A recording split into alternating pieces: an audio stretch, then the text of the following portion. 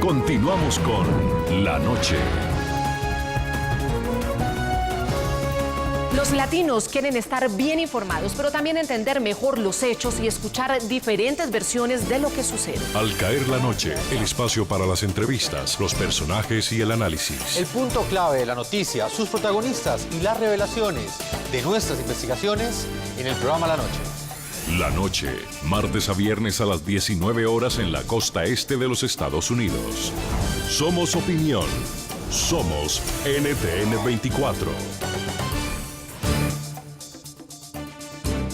En algunos sectores de la sociedad latinoamericana existen dudas sobre la jurisdicción que tendría esta Corte Penal de UNASUR. Opositores al gobierno de Nicolás Maduro se preguntan si las violaciones a los derechos humanos por parte del Estado contra manifestantes o la persecución política serán temas que se debatirían en esta instancia judicial. O también hay quienes se preguntan si el cabecilla del grupo terrorista de las FARC, alias Rodrigo Granda, responderá por el secuestro y posterior asesinato de Cecilia Cubas, hija del expresidente de Paraguay, Raúl Cubas. Dos casos que han generado impacto a nivel internacional. Solo se someterán a la nueva Corte Penal Internacional los delitos que están pactados desde la vigencia del tratado, es decir, que el nuevo tribunal no tendrá carácter retroactivo. Esas fueron las palabras del fiscal general de Ecuador, Galo Chiriboga, durante un encuentro que sostuvo en España con abogados europeos, donde recibió colaboración en la ampliación del borrador sobre la creación de la Corte Penal de UNASUR.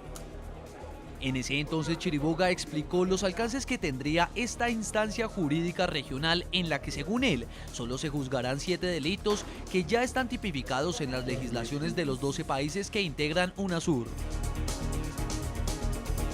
Uno de esos delitos es el terrorismo, flagelo del que ha sido víctima Colombia por 50 años debido al accionar criminal de las FARC y de otros grupos al margen de la ley.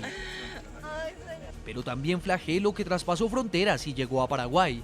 Uno de los casos que generó más conmoción en ese país fue el secuestro y posterior asesinato de Cecilia Cubas, hija del expresidente Raúl Cubas, y en cuyo crimen habría participado parte del secretariado de las FARC, sobre todo alias Rodrigo Granda, quien ahora hace parte de un proceso de paz que negocia el grupo terrorista con el gobierno de Juan Manuel Santos. ¿Qué le dicen al pueblo colombiano? Ahora, con el proyecto de esta nueva Corte Penal de UNASUR, surge la pregunta si se juzgarán crímenes transnacionales. ¿Este proceso entraría a ser uno de ellos? A juzgar por lo que se conoce hasta ahora de la propuesta, otros delitos que han impactado al mundo, como la evidente represión y violación a los derechos humanos de la que fueron víctimas cientos de estudiantes en Venezuela, no se podrán juzgar en esta nueva Corte Penal, pues no hacen parte de lo que llaman los delitos transnacionales. Tampoco se procesarían crímenes como violaciones a la libertad de expresión y la discriminación, hechos denunciados contra gobiernos que hacen parte de la Unión de Naciones Suramericanas y que han recibido cuestionamientos contra la supuesta falta de independencia en los poderes. Seguimos en el programa La Noche, estamos en contacto desde la Florida con Víctor Rodríguez Cedeño, ex embajador de Venezuela ante la ONU en Ginebra. Señor Rodríguez, en Venezuela se han documentado casos de tortura, casos de detenciones arbitrarias, de represión, de persecución política, y hay varios expertos que están preparando una demanda al régimen de Nicolás Maduro ante la Corte Penal Internacional. Hay una pregunta que hay que plantear y una duda que surge en medio de todo esto, y es si esta Corte Penal de UNASUR, Venezuela podría aprovecharla como una corte hecha a su medida para que Nicolás Maduro pueda terminar evadiendo los tribunales internacionales. Bueno, esperemos que no se utilice una corte penal como esta para conocer estos crímenes internacionales. Y en el caso, en el supuesto negado, supongo, caso de que esta corte conociese una demanda contra el presidente Maduro y contra los miembros del gobierno responsables, según algunos, de violaciones de derechos, de crímenes de lesa humanidad, ellos tendrían... O sea, si la Corte no responde, si esa Corte de UNASUR no responde como debe responder, hay un criterio de admisibilidad en la Corte Penal Internacional. Es decir, si las jurisdicciones nacionales no funcionan, en este caso esa Corte sería una especie de jurisdicción penal nacional equivalente, entonces la Corte sería competente. Si la Corte no actúa, no aplica el derecho como tiene que aplicarlo, si lo que busca es liberar de la responsabilidad penal internacional a ciertas personas, la Corte Penal Internacional siempre será competente para conocer esos casos. Pero yo creo que sería un disparate enorme plantear temas de crímenes de lesa humanidad en esta Corte Penal de UNASUR. Yo lo que creo que lo que estamos hablando acá no es de una corte, es de un programa de cooperación y de acción internacional para reprimir determinados crímenes. Es ahí donde tienen que centrarse UNASUR y no estar creando ninguna instancia jurisdiccional internacional. Y así entendido, señor fiscal Galo Chiriboga, entonces se trataría de luchar de forma cooperativa entre los estados, pero también, por ejemplo, si se llegara a registrar nuevamente un evento de represión en Venezuela o la gente denuncia tortura o abusos a los derechos humanos, ¿podrían acudir a esta corte? No, la Corte Penal de UNASUR no está prevista para tratar temas de derechos humanos. La Corte Penal de UNASUR no es una instancia subsidiaria, esto es que agotados los trámites internos de la legislación de ese país, como los jueces nacionales no trataron ese tema, vamos a la Corte de UNASUR. No, eso opera en derechos humanos y funciona muy bien, o sea, en eso no se va a meter la Corte Penal de UNASUR. Lo que se va a meter, si es que llega a aprobarse este tratado, es en crear instrumentos jurídicos que hagan que los estados seamos más eficientes en luchar contra aquellos delitos que generan los más graves problemas de inseguridad en nuestros países. La vida de nuestros ciudadanos, la estabilidad económica de nuestros países, por la vía de lavado, la competencia leal de nuestras empresas, que no tengan que competir con empresas que provienen o se forman con lavado, con dinero ilícito. Eso es lo que buscamos.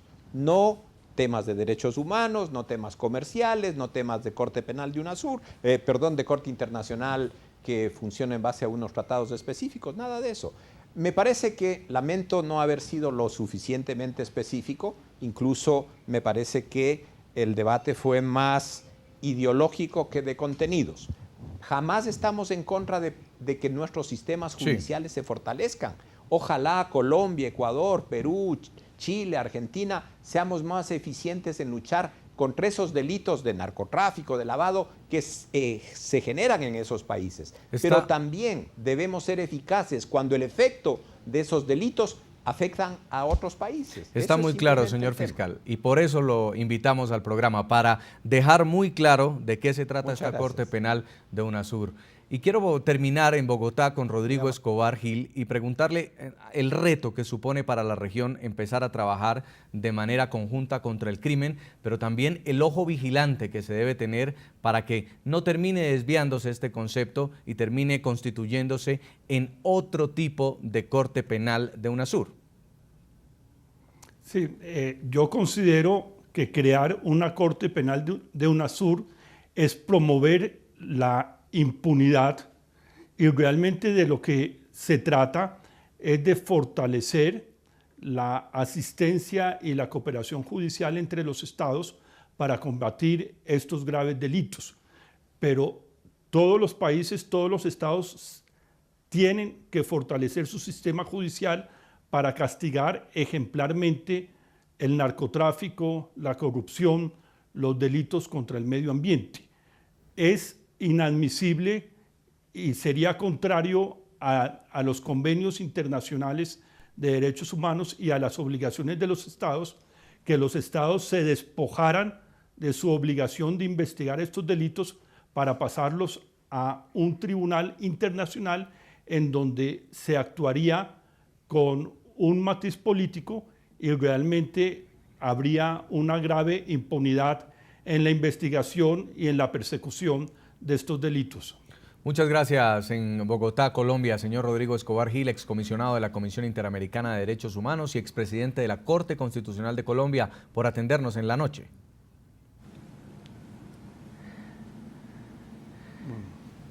También quiero agradecerle en Medellín, Colombia, al señor fiscal general de Ecuador, Galo Chiriboga, por su tiempo, por habernos acompañado aquí en NTN 24. Muy amable. Gracias. Y también quiero darle las gracias en la Florida a Víctor Rodríguez Cedeño, ex embajador de Venezuela ante la ONU en Ginebra, por haber estado con nosotros. Muy amable. Gracias. A todos nuestros televidentes los invito a que nos sigan enviando comentarios a www.ntn24.com. Pueden escribirnos en Twitter, @ntn24, @segurizati ntn24, @Jason Calderón, @lanoche ntn24. La noche seguirá encendiendo las luces para que usted vea el punto clave de la noticia. A todos, que pasen muy buena noche.